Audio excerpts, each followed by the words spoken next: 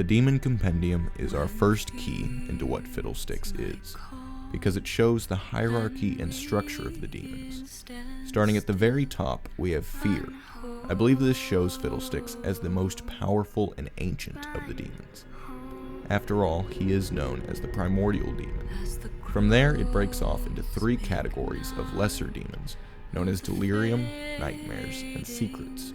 And I believe these to symbolize a demon we have yet to see, then Nocturne and Ralm, or Swain's demon, which each break into even more lesser demon categories, known as bliss, frenzy, and obsession, which I believe match up to Evelyn, an unknown demon, and Tom Kench. Then at the very bottom, we have the Azakana, the least powerful of the demon race, an example being the demon that inhabits Yone. I also believe Ashlesh, the demon lord of joy, to be on this pillar to the left, for he is described as a primal demon, making him more powerful than lesser demons, but not quite as powerful as fiddlesticks. I believe another primal demon that we have yet to see belongs to this pillar to the right. Another thing to mention is that this red text at the very top would most likely translate to Demon Kings, example being Fiddlesticks and Ashlesh, which are the only 2 of the 10 demon kings that we know of at this moment, and thus this would show us the complete known hierarchy of the demons. Long, long ago, in a tower by the edge of the sea, a foolish young mage summoned something into the world that he was not prepared to control. What stepped before the boy was something older than recorded history, something darker than a yawning starless night, something the world had desperately tried to forget. And in an instant, the mage, the creature, and the tower itself were lost to all of time. At least, that's what the stories say. In the Freljord, children frighten each other around the fire with tales of a monster that raises itself from untended graves in the ice, its body a shambling mass of helmets, bucklers, furs, and wood. In Bilgewater, drunken sailors trade accounts of something standing alone on a tiny, distant atoll, from which no one has ever returned. An old Targonian speaks legend of how a child of twilight stole the only joy from a ragged, whispering horror, while veteran Noxian soldiers preferred to blame the fable of a lonely farmhand who was blamed for a poor harvest and fed to the crows, later returning to the world as a demon. Demacia, Ishtal, Piltover, Ionia, Shurima. In every corner of Rune Terra, these myths persist, reshaped, respun, and passed down by countless generations of storytellers. Stories of a thing that looks almost human and stalks places thick with fear. But these are simply fables to frighten young children. No one would ever be afraid of a silly old monster called Fiddlesticks. Until now. Something has awoken in the Demacian hinterlands, drawn by the climate of rising fear and paranoia. Rural protectorates, separated from the capital by hundreds of miles of farmland, are emptying in mere days. Travelers vanish from the old footpaths. Guard patrols fail to report back from the edges of the kingdom, and wild-eyed survivors claw at their faces from the safety of roadside taverns, wailing of crows that aren't crows, sounds that aren't sounds, and a lopsided horror in the shape of a scarecrow that croaks in the stolen voices of the dead. Most blame rogue mages. Such accusations are common in these days of rebellion. Yet the truth is far worse. Something has returned, just as it had in the fictitious tale of the young mage in his seaside tower. An evil gone from the world for numberless centuries, long enough that the warnings of a nascent humanity passed into rumor, then myth, then legend, until all that remained were simple fables. An entity so utterly alien that it defies almost all contemporary knowledge of magic, so impossibly ancient that it has always been, so universally feared that even animals grow nervous when someone speaks its name. In the wake of this revival, another tale, nearly lost to memory, has seen a resurgence through the hinterlands, a legend of a great evil that has no form, no thoughts, and no understanding of the world it inhabits. instead building itself into the crude shape of those that fear it. The terror of all living things, given life in that first terrible scream of creation. A demon before demons were known. At least, that's what the stories say. But Fiddlesticks is real. This biography simply confirms the findings from the compendium, that Fiddlesticks is the most ancient, a demon formed before demons were even known, an ancient, all-powerful being of the primal emotion of fear. It tells a story of 10 demon kings being locked away by the Celestials, with the most powerful of the demons escaping this prison and searching all of Rune Terra for the keys to free the rest of the primal demons, and an old Targonian legend speaking of how a child of Twilight would steal the only joy from a ragged whispering horror, showing that Zoe, the aspect of Twilight, stole one of these keys from Fiddlesticks.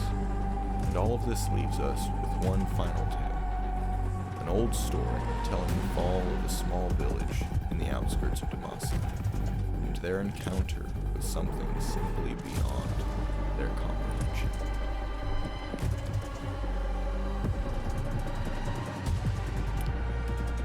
Ten great kings took 10 great thrones. 9 crowns adorned 9 heads. One left to scratch upon their mounds, the crow, alive and dead. It started when old Hubbard, drunk out of his mind, on stale mead and the dulled memories of some battle he'd probably run from, locked himself in a shack just outside of Goldweld. Davil tried to break the door in, good neighbor as he was, but the miserable fossil had more strength than anyone could have anticipated, bracing his entire body against the entrance as he babbled about heights and spiders and being pecked to death by birds. No one believed the man was being pecked to death by anything but a bottle. So we all went home, assuming as one does, that with a day to dry out, the ordeal would sort itself. Took only one night. First scream ripped across the village, like someone had pulled it out of Hubbard's open chest. Followed by a second that was almost the same, but worse. It pitched higher, like rusted metal wrapped in burlap, in almost human words with an almost human rhythm, until the baker's wife cried, "Mages!" and all hell broke loose. People arming themselves, the mayor, if that's what you could call the head of some hinterland's pisshole, shooing whoever he could into the meeting hall, windows being boarded up in blind panic. The works. You've seen it 100 times, probably 200 since the claw hit them more. Regular folks going mad at the fairest hint of magic. The point is, that's around when everything went bad. But there's a bottom to it. And what happened in Goldweld broke right past it. Don't believe me? Go for yourself. Goldweld ain't there anymore. But I'm skipping ahead, and that ain't fair to Davil. See, Davil was a spy from back when the Freljord pacifications were still talked about, like there was honor in them. And he later served the crown as far out as Shurima and the Blue Flame Isles. The man had seen things. We're lucky out west, since the worst the hinterlands have to offer are some stray raptors after the hatching season, and maybe a sun-cooked bandit or 3. But Davil knew what was out there, what could be out there, and gathered up all the folk who were willing to listen. He organized a peasant militia to bring those supposed mages to justice. His plan was simple. First light, we're going on patrol. 2 by 2, no one alone, military stuff, and that gives us hope, gins us all up for a fight, for king and country, Demacia and all that, until the sun comes up and a family's gone missing, every one of them, 5 in all, farmhouse torn to shreds, livestock slaughtered in their pens, doors all locked from the inside, windows all latched, they're gone. The mayor calls a meeting, but a pair of field hands don't come in from the rows.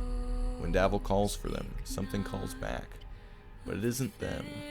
It sounds almost like them, but something is forcing words into almost the right shape. That old rusty cage sound keeps cutting through, squeaking and rattling and clicking like it can't help itself. Now people are afraid. Some hothead charges into the fields with a sword in his hand, gone. Another follows him, gone. Blacksmith gets the wise idea he'll ride all the way to Amberfell and call the guard, but the horse bucks him halfway down the old road, and something pulls him into the rows. Davil calls to see if he's alright, and that awful voice burbles out, saying it'll take the road to Amberfell and call the guard. Davil asks again, and it repeats, I'll take the road to Amberfell and call the guard. There's something about it, like a pin twisting inside your head, poking through the meat into something darker. Underneath, I could see it on everyone's faces. Folks holding their kids close, backing away towards their homes. Some just running. That voice could cut away all the parts of a person and leave them naked and afraid, shivering in the middle of a blistering afternoon. Like it was pulling something out of them, something haunted. The little girl says she saw someone standing above the field out there, where we keep the scarecrow.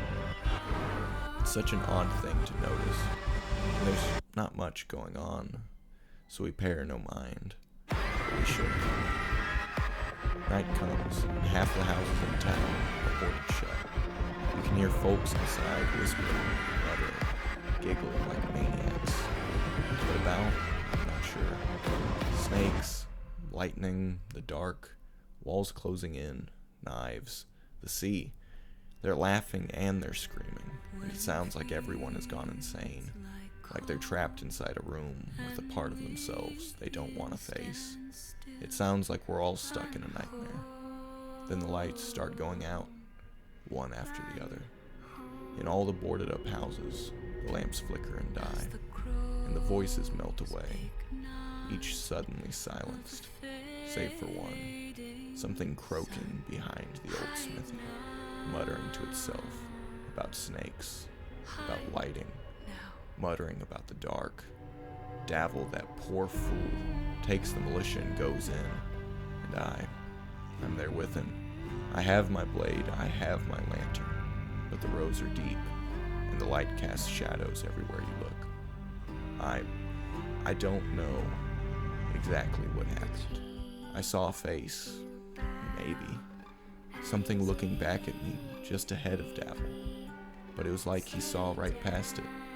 Like that face was just there for me, all lopsided and twisted, sackcloth and rusted teeth, and behind it, something huge, splayed out on thin legs, but alive, with hundreds of birds rattling inside an old cage. We'd thrown it into the woods last year. And eyes, so many eyes. There's no one left in Goldwald now. If no one came after me, I'm the only one left. Hearing those screams fade behind me as crimson light poured out from between the corn stalks. That sickly crunching, the bellowing, tortured squeals of hogs and horses, and the crows. Hundreds of them, thousands. What crows they aren't. Can't you see there's smoke and fire? They're not real, they couldn't be real. They follow that voice, the deep, rumbling voice beneath it all. Don't you see? Don't you? Oh God, Steph. I left him behind. I left him there in the rows with that horrible scarecrow. Everyone. They're all dead. Gods. It must have followed me. Once it tastes your fear, once it knows you, it will never let go. It won't let you go. It won't. What's that voice? Can anyone hear? You don't hear it? Davil?